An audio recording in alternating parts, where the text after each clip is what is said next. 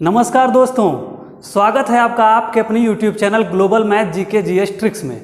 दोस्तों, जैसा कि आप जानते हैं कि आरआरबी ग्रुप डी और एनटीपीसी के एग्ज़ाम डेट आ चुके हैं, तो देर किस बात की, एकदम शानदार तरीके से अपने परीक्षा की तैयारी में जुट जाइए। और जैसे ही लॉकडाउन ख़त्म होता है, कोचिंग खुलता है, उसके साथ ही हम आपको शानदार तरीके से साइंस जीके जीएस की क्लास स्टार्ट कर देंगे, ताकि आपको एग्ज़ाम आते आते आपकी भरपूर तैयारी हो जाए और आप एग्ज़ाम में सारे क्वेश्चन बेहद ही शानदार तरीके से हल करके आए। कोचिंग के खुलते ही मैथ और रीजनिंग के सभी जितने भी आपको जटिल सवाल, बड़े बड़े सवाल लगते हैं, सर आपको इतने बेहद और शानदार तरीके से बताएंगे ताकि आप उन सवालों को देखते ही हल कर सकते हैं, चुटकी बजाते ही सवाल खत्म। ठीक है, तो चलिए देर ना करते हुए शुरू करते हैं आज की क्लास।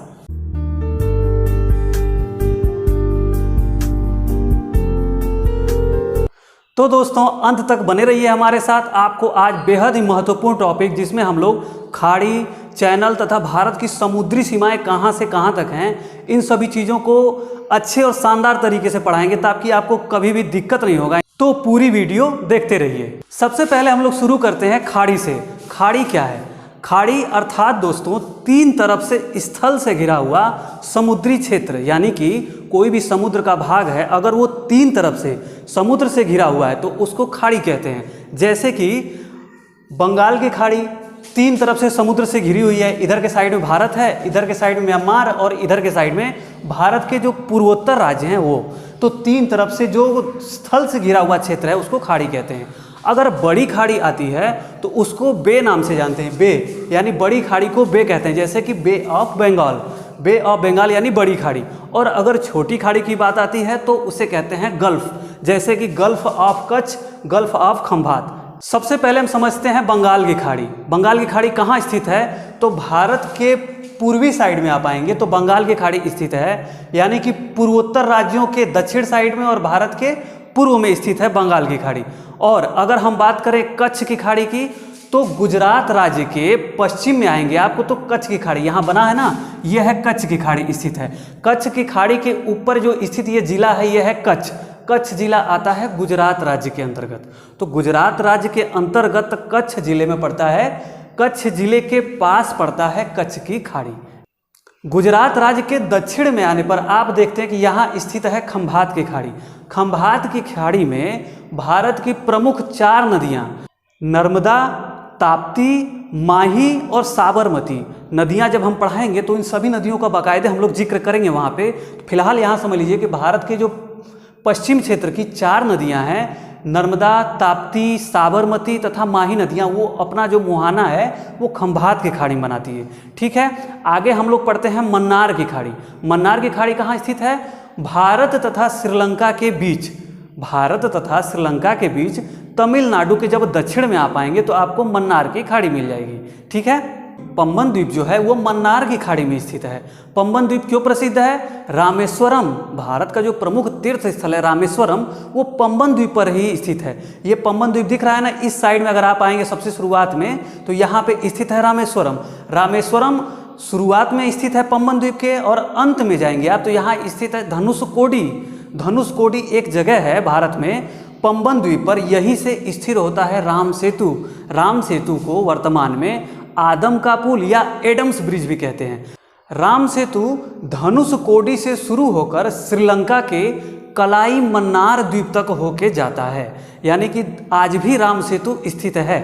अरब सागर में दोस्तों एक भारत का सबसे छोटा केंद्र शासित प्रदेश और भारत का एक प्रमुख द्वीप लक्षद्वीप स्थित है। लक्षद्वीप की राजधानी है कवारत्ती।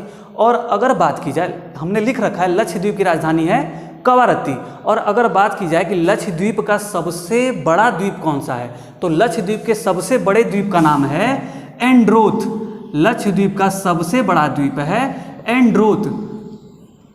और लक्षद्वीप के सबसे बड़े द्वीप समूह की बात की जाए तो द्वीप समूह का नाम है अमीन द्वीप। अमीन द्वीप भारत का लक्षद्वीप के अंतर्गत सबसे बड़ा केंद्र शासित प्रदेश है। इतनी बात समझ में आई? आगे चलते हैं। अब बात करते हैं हम लोग दोस्तों चैनल के बारे में। चैनल क्या होता है? तो दो द्वीपों के मध्य स्थित सकरे समुद्री क्षेत्र को, जैसे कि दो द्वीप हैं, जैसे कि अंडमान और निकोबार अलग अलग हैं, तो इन द्वीपों के मध्य से गुजरने वाले सकरे समुद्री भाग को चैनल कहते हैं। भारत में मुख्यतः चैनलों का नाम उनके बीचों बीच गुजरने वाली अक्षांश रेखाओं के नाम पर ही रख दिया गया है। सबसे पहले हम लोग बात करते हैं 8 डिग्री चैनल की।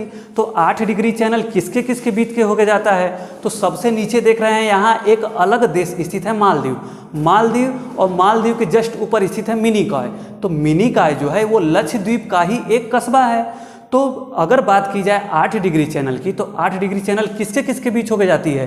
तो मालदीव और मिनिकॉय के बीचों बीच जो 8 डिग्री अक्षांश है, इसी के नाम पे रख दिया गया है 8 डिग्री चैनल। यानी कि ये जो बीच से होके जो सकरा समुद्री क्षेत्र जा रहा है, इसका नाम है 8 डिग्री चैनल। अब अगर बात की जाए कि 9 डिग्री चैनल क्या है, तो 9 डिग्री चैनल लिखा हुआ है मिनिकॉय और लक्षद्वीप के बीच स्थित है।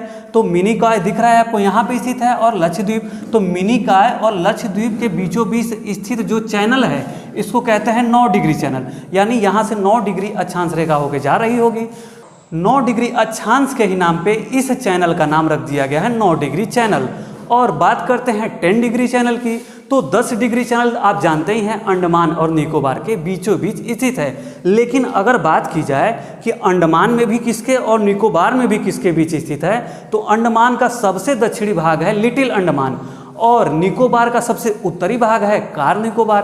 तो लिटिल अंडमान और कार निकोबार के बीचों बीच जो होकर जाती है चैनल, उसका नाम है 10 डिग्री चैनल। ये हमने लिख रखा है आपके लिए, 10 डिग्री चैनल अंडमान और निकोबार के बीचों बीच, लिटिल अंडमान और कार निकोबार के बीचों बीच होके जाती है 10 डिग्री चैनल।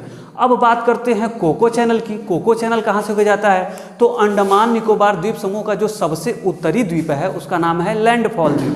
तो लैंडफॉल द्वीप और कोको द्वीप के बीचों बीच जो चैनल जाती है, उसको कहते हैं कोको चैनल। कोको द्वीप किसका भाग है? म्यांमार का ही भाग है।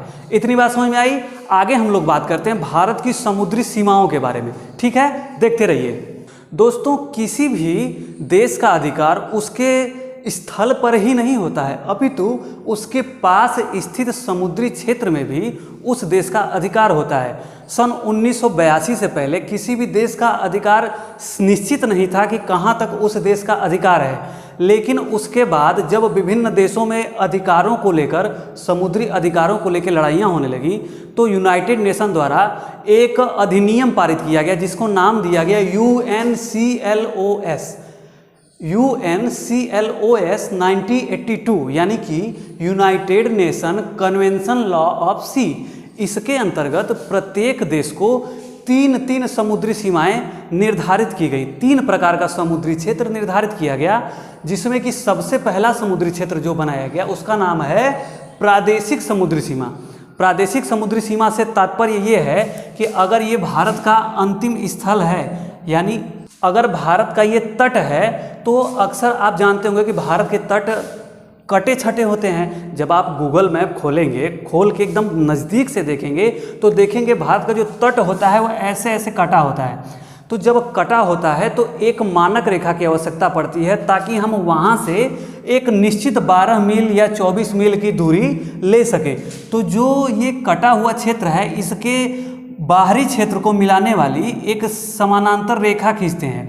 इस रेखा से ही हम लोग दूरी लेते हैं। ये जो रेखा है, लीनियर जो खींची जाती है रेखा, इससे 12 समुद्री मील तक सबसे पहली जो सीमा निर्धारित की जाती है, उसका नाम है प्रादेशिक समुद्री सीमा।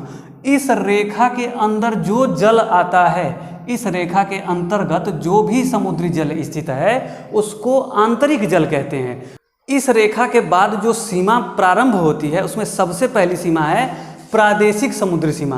प्रादेशिक समुद्री सीमा का विस्तार इस बॉर्डर से 12 समुद्री मील तक होता है। 12 समुद्री मील अर्थात एक समुद्री मील में या एक नॉटिकल मील में होता है 1.8 मील होता है, एक नॉटिकल मील में। तो किसी भी देश का जो प्रादेशिक समुद्री सीमा का विस्तार है, वो 1.8 मील का गुणा कर देंगे 12 में, अर्थात 12 समुद्री मील तक किसी भी देश के प्रादेशिक समुद्री सीमा का विस्तार होता है। अगली जो सीमा आती है, उसका नाम है अविच्छिन्न मंडल। अविच्छिन्न मंडल को 24 समुद्री मील तक निर्धारित किया गया है।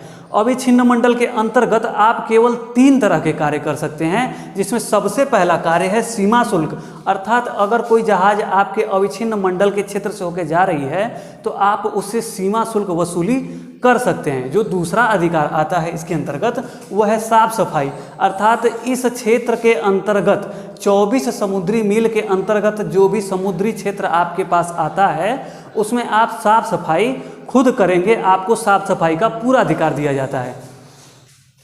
और जो तीसरा अधिकार आता है वो है कारोबार करने का अधिकार, यानी 24 समुद्री मील तक आप कोई भी कारोबार का कार्य कर सकते हैं। जो प्रादेशिक समुद्री सीमा होती है उसके अंतर्गत आपको संपूर्ण अधिकार दिए जाते हैं, जिसमें आप कोई भी कार्य कर सकते हैं, फिशिंग से लेके कोई भी कार्य आप 12 समुद्री मील तक कर सकते हैं। 24 समुद्री मील तक आपको केवल 3 तरह के अधिकार दिए जाते हैं जो हमने आपको अभी बताया। और अगला जो समुद्री सीमा और आखिरी सीमा आती है उसका नाम है अनन्य आर्थिक क्षेत्र, जो निर्धारित की गई है 200 समुद्री मील तक।